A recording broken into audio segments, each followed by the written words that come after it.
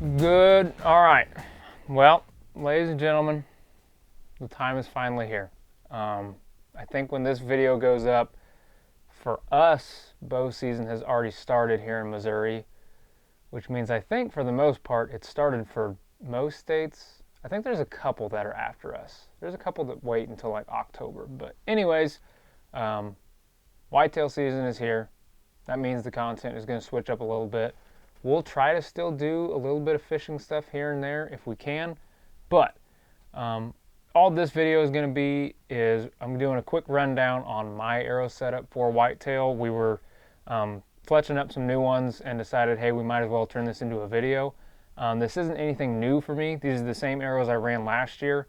It's a little bit different of a fletching setup, but like I said, we just wanted to get something out there on the YouTube for our whitetail people. So we're just going to give you a quick rundown of how I set up my hunting arrows.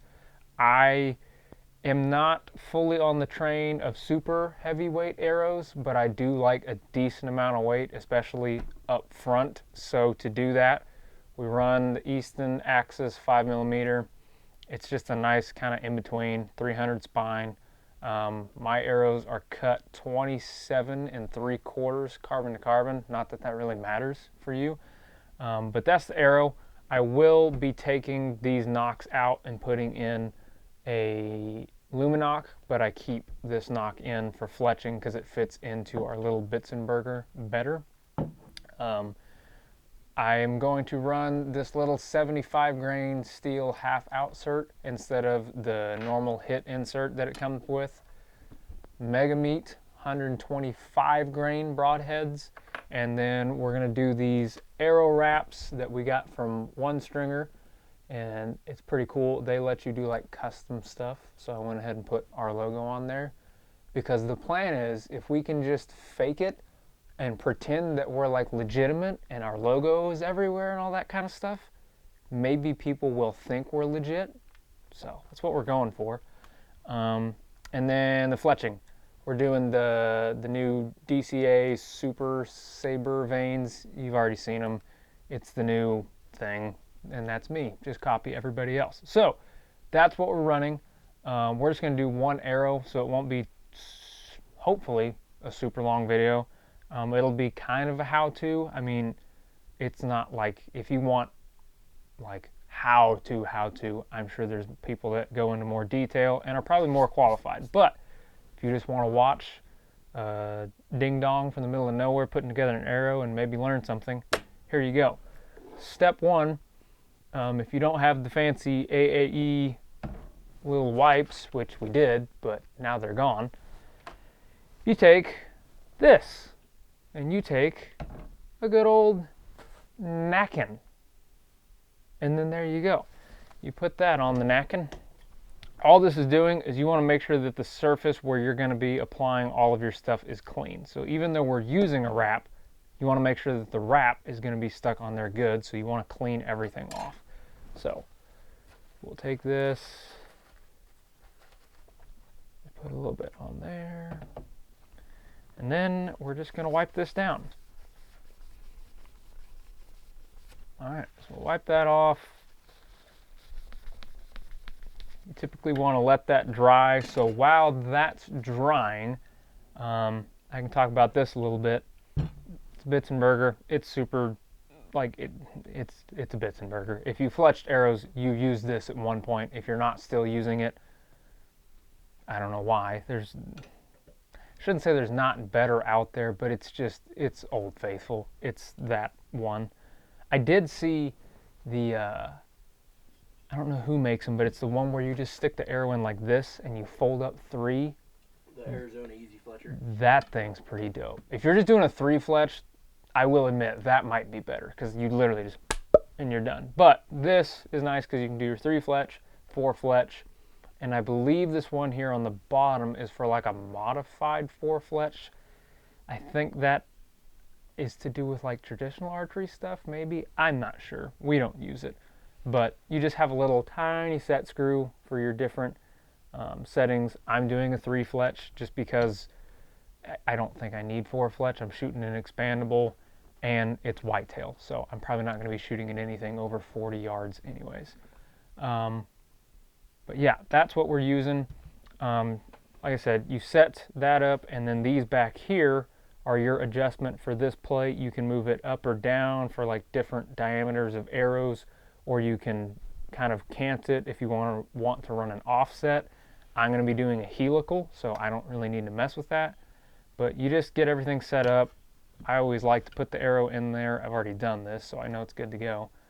But you put the arrow in the jig, and you just kind of do a little test run to make sure that it's actually going to be pressing down onto the arrow, and then you're good to go. But that's what we got there. So step one, well, two, because we cleaned the arrow off. Let's get one of your arrow wraps, and you're going to want to have something like this.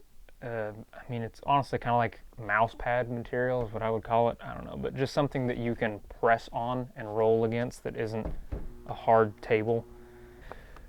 There we go. We lay that down. Try not to touch it too much. Move our stuff out of the way. And then what I like to do is just get it lined up, and then can you see what I'm saying? I just kind of push into it. I don't set it down in the middle and then roll back and forth. I kind of go like this and I push it into it. So we'll do that. Line it up. Once I see that it's moving, that means I know I'm against it, and I just start rolling.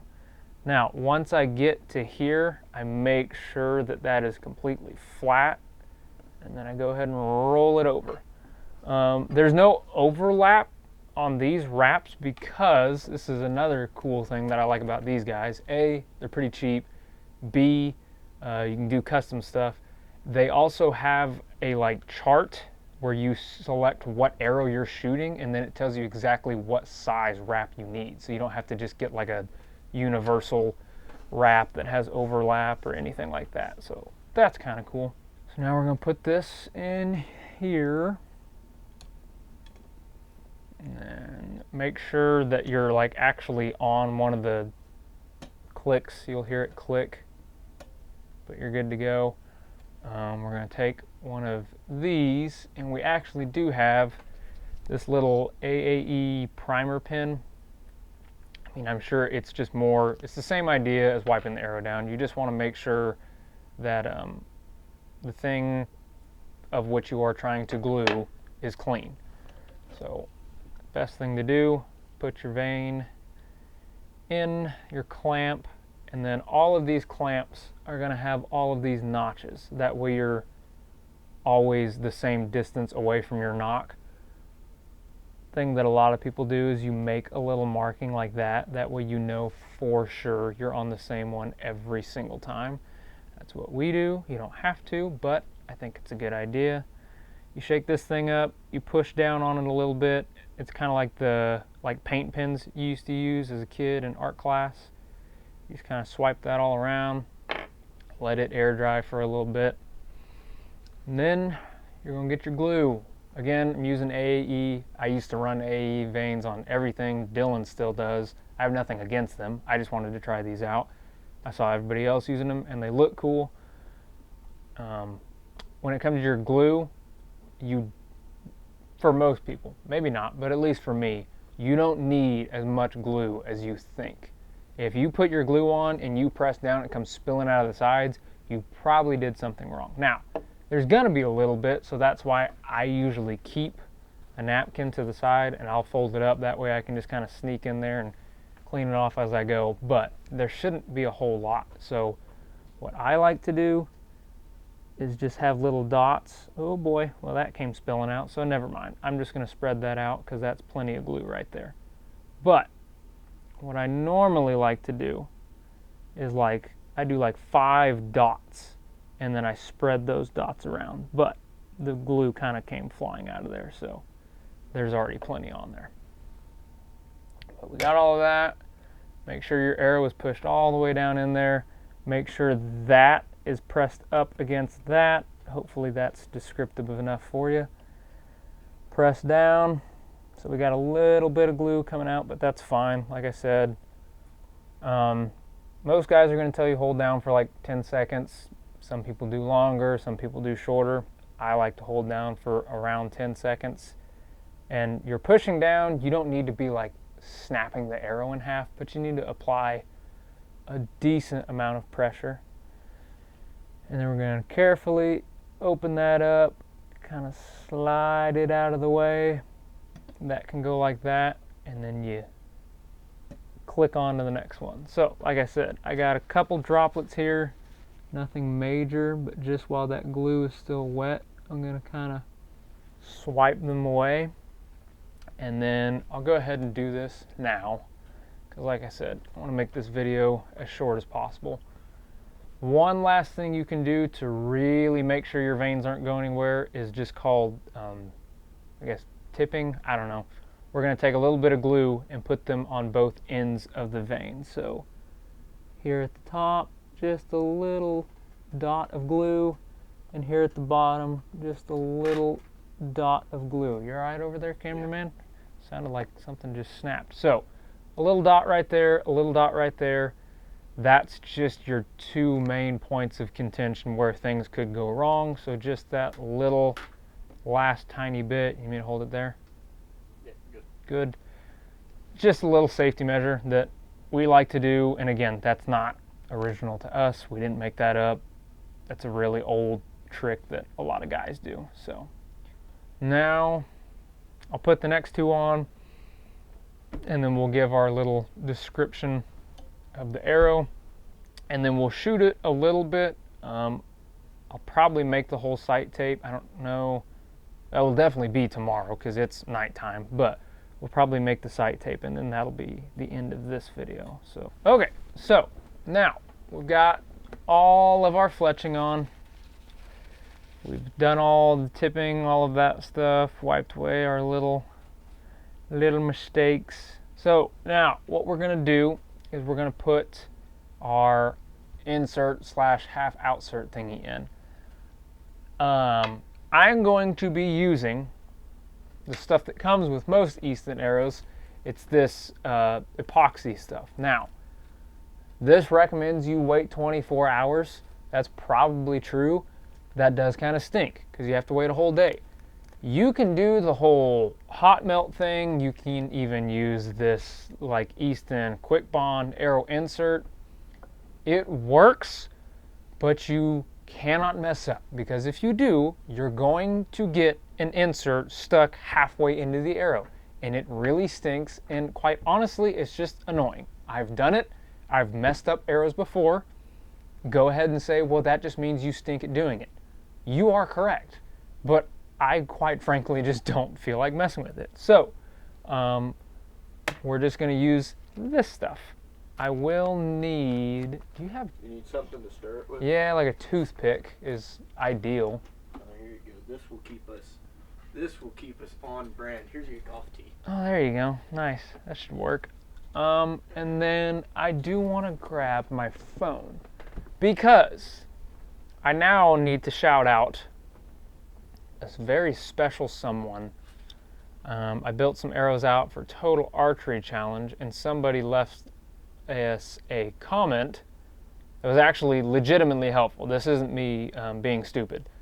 He said, and again, this might be painfully obvious, maybe I'm just an idiot. Michael Poplowski 3246. So if you're still watching, Michael, he said, you'll always want to remove the knock before gluing in inserts, otherwise you just get overpressure in the shaft where it might push out the insert. So I think he's right. Makes sense to me. So what we're going to do is we're going to pop out this knock, which I needed to do anyways, because I'm going to be using this knock. So thank you, Mr. Michael, for the helpful advice. Okay, so for this stuff, it's basically a little 2-ingredient stuff going on here.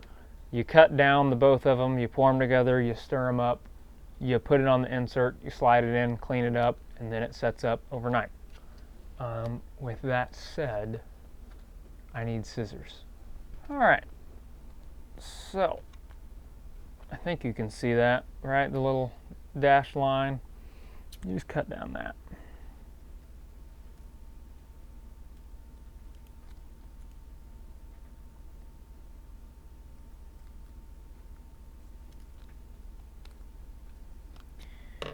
And then, like a little bit of toothpaste, we just squeeze it all out.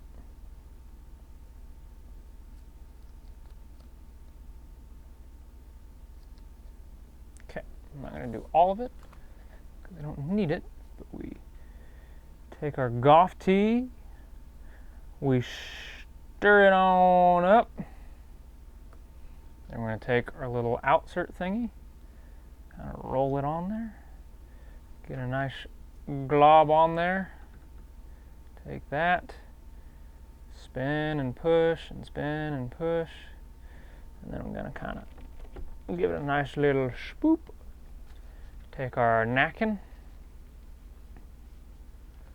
wipe it all down.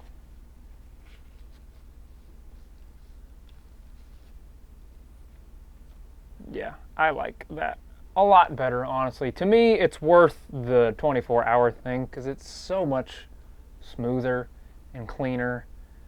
And quite honestly, I just hate using hot melt. And again, I'm probably just bad at it, but I'll admit that I'm bad at it, so I'm not going to keep using it. So we did that. There you go. Bing, bang. Pop that baby in there. We'll just do this for the sake of visuals, and then we'll be back tomorrow to shoot these. But that's the setup right there. I guess I could do... Please hold. I'll do some math real quick. All right, so the GPI on these, and if you don't know what that is, grains per inch. So how many grains per inch your arrow weighs is 10.7. I have 27.75 inch arrows. So 296 arrow weight. The veins are 6 grains, so 6 times 3 is 18. So 314 plus 75 grain outsert plus 125 grain head plus 3 grains in the nock. 517. So like I said, 517 grain arrow. It's nothing crazy, I don't think. I think that's pretty moderate. We're going to try them out, see how they hold up. And yeah, we'll do a little bit of shooting and then we'll outro the video from there. So we'll see you tomorrow for me to shoot. It is dark because my life is hectic and I got here way later than I thought, but it's the next day. All I'm doing is, yeah, we'll just go ahead and make the sight tape. It'll be a super condensed version. Basically, sight in at 20, walk it back. Most people say once you're sighted in at 60, you're good to go. So we should be fairly close at 20, but who knows? Actually, this isn't 20. I'm starting at like 10 just to make sure.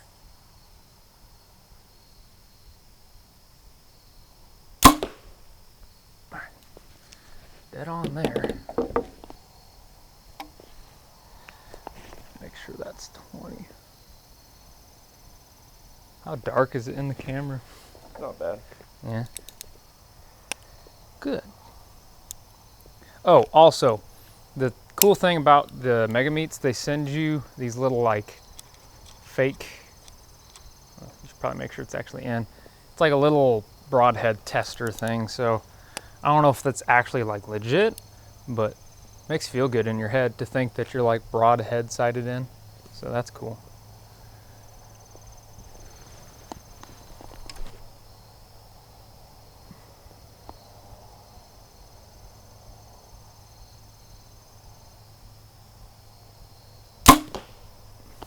It's a little low, but that might have been me, honestly.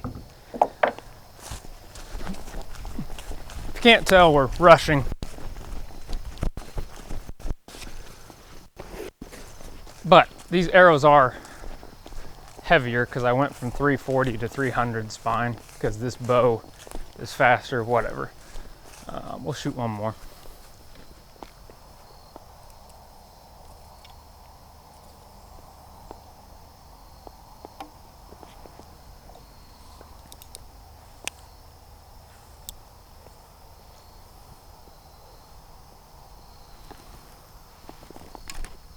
I don't like that noise.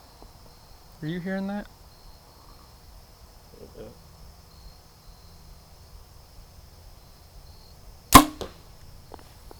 Yeah, it's low. So, arrow sighting and basics. Chase the arrow. So we're gonna bump the sight down a little bit. Man, I really don't like that noise.